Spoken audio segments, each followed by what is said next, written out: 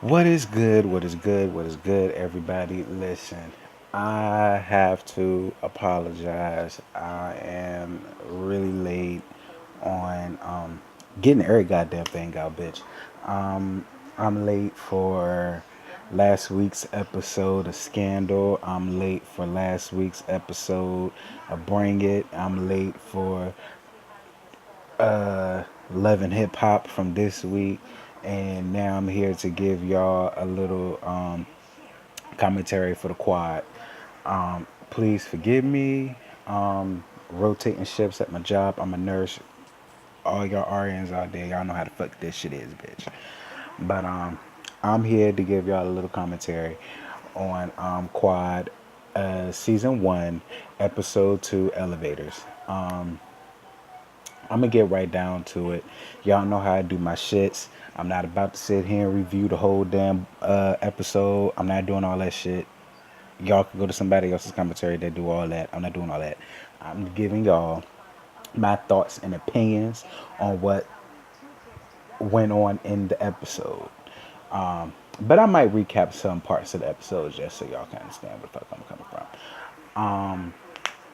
So getting into the quad, this episode was pretty interesting. Poor Cedric.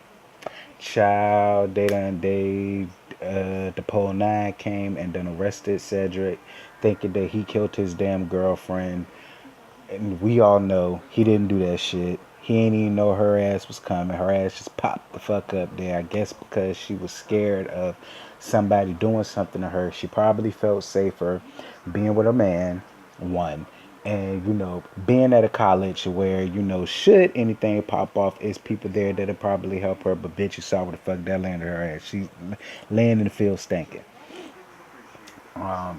So his roommate's dad is a lawyer. So him and now, if y'all remember the last episode, which was the first episode, was the little movie. They really didn't click like that. And now I can see why when I meet his daddy. I'm gonna get to that bitch in a minute. But he calls his punk ass daddy and he's telling his daddy, look, dad, the guy Cedric talking about something. He murdered his girlfriend. This is my roomie. I know him. He didn't murder that bitch. And his dad comes in and he's like, well, you're the third generation to go to this school, and I raised you to be better, and I don't want this thug to bring you down because you're better than this boy, yada yada yada. And his son was making a lot of sense. His son was like, daddy, you don't know him. I know him. You know what I'm saying? And he said, and I know him enough to know he did not kill this damn girl. You know what I'm saying? He didn't kill her. He was like, you want me to be a good lawyer. A good lawyer is doing what you're doing now. A great lawyer is gonna listen to the story, get all the facts, and do whatever he needs to do to prove beyond a shadow of a doubt. If he believes that the man is innocent, he's gonna do what he needs to do to get him out. And he said, that's the kind of lawyer I'm gonna be. I'm not gonna be a good lawyer like you. I'm gonna be a great lawyer. Right now, you doing too much. And that's why I'm gonna get to that bitch in a minute. His daddy is a slam bitch. We can say what we want about white people being hard on us, white people discriminating against us, white people judging us and all this other type of bullshit. But bitch, at the end of the day, niggas are harder on other niggas more so than the white people are. I mean, it bugs me to see a grown ass man who probably made it out of the motherfucker projects his goddamn self, and made it out, made a name for himself, made a life for him and his family, a real comfortable life, but they want to look down on the younger generation. Like, you're as a black man, you're never to look down on your younger black generation, even if you don't know them like that, or you may have some type of feeling towards them, or whatever the case may be. You're supposed to be there to uplift them. You're supposed to be there to help them. You're supposed to be there to be that listening ear when nobody else is there. And I mean, the way he came off on Cedric, for instance, There was the part where he finally came to the jail to talk to Cedric, and he didn't even talk to him. He was putting him down the whole time. Telling him, my kid is a good kid. I don't want my kid to end up like you. Did you got a daddy in your life and all this other type of stuff? And I'm sitting here looking at the TV like, bitch, ain't you supposed to be there to help him? Didn't your son send you here to get him the fuck out? I don't understand how people expect, listen to me, bitch, expect for other cultures or other races to respect us and not put us down and not confine us into this box of who they think we are when we do it to our own motherfucking people. I mean, it was sad. And then when Cedric got enough of him putting him down, he was like, you ain't shit. And he won't shit. And then the man gonna have the nerve to say, that, see what I mean? That's exactly what I'm talking about. I'd have strangled the fuck out that damn man if it was me, because you completely wasted my time. Bitch, if you already knew you weren't gonna come up here but to be on some bullshit, your ass should have stayed where the fuck you was at. Your ass shouldn't have never brought your bitch ass down here.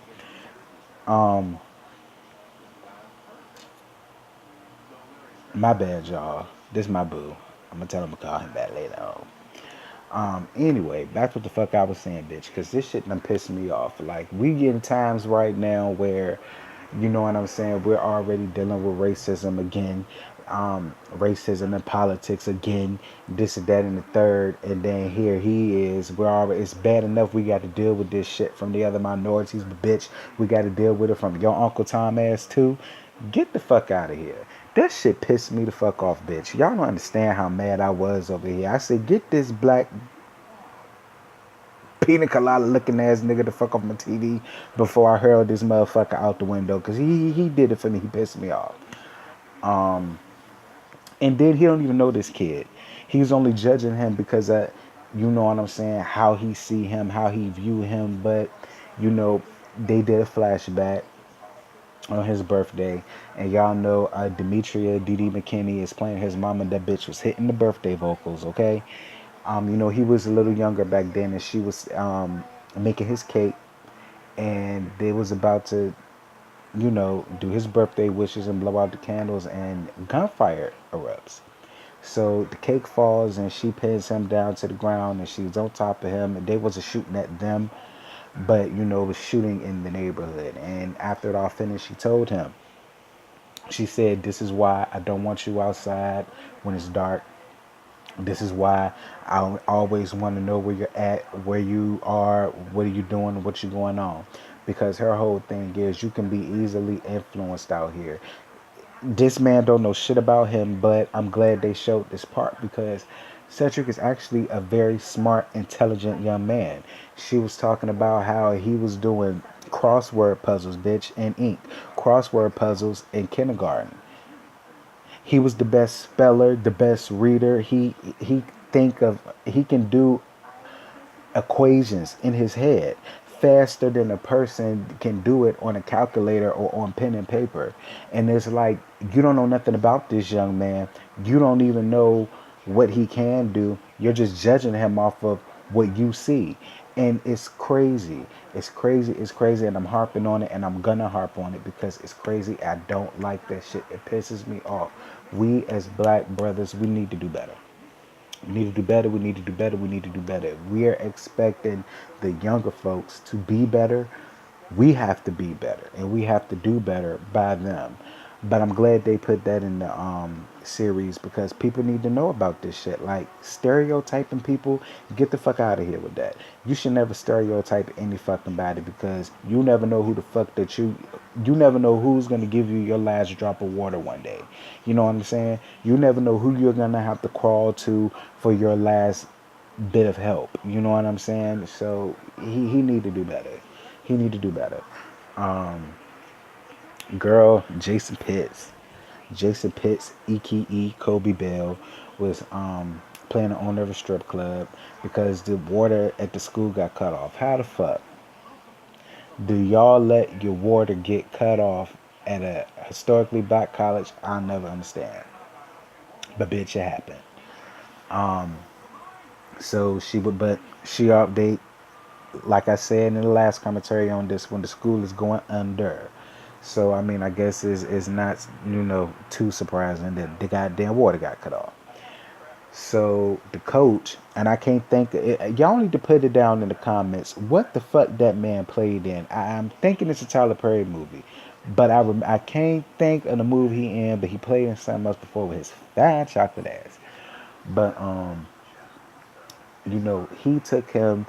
The coach took her to a gentleman's club that was ran by, or owned rather, by Jason Pitts, aka Kobe Bell, and he was actually alumni of GAMU.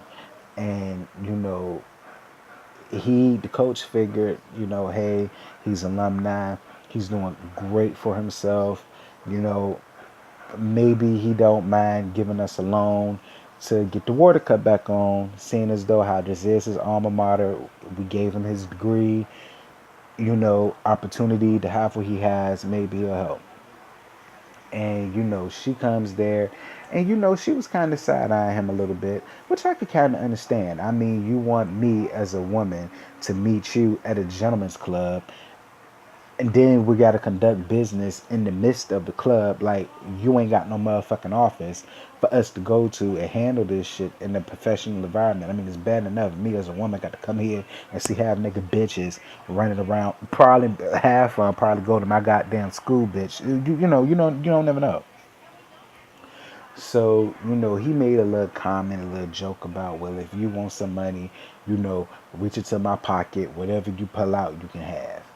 And of course, she took offense to that, as she should have. I mean, it was very offensive. But he kind of felt offended a little bit too, because of the way that she was kind of being a little standoffish on him. But again, like I said, what do you expect? This is a grown ass woman, and you expect her to conduct business with you will have naked bitches running around. I mean, come on, Jason. Like, come on now. Get out of here with all that. But needless to say, she opted against it. So what she did was she took $150. No, 100. No, $130,000. I believe it was. It was either 130,000 or 150,000. But she took it out of her own account to pay, well, her joint account, for her and her estranged husband's joint account, to get the water cut back on. Cause the water had to get cut the fuck back on.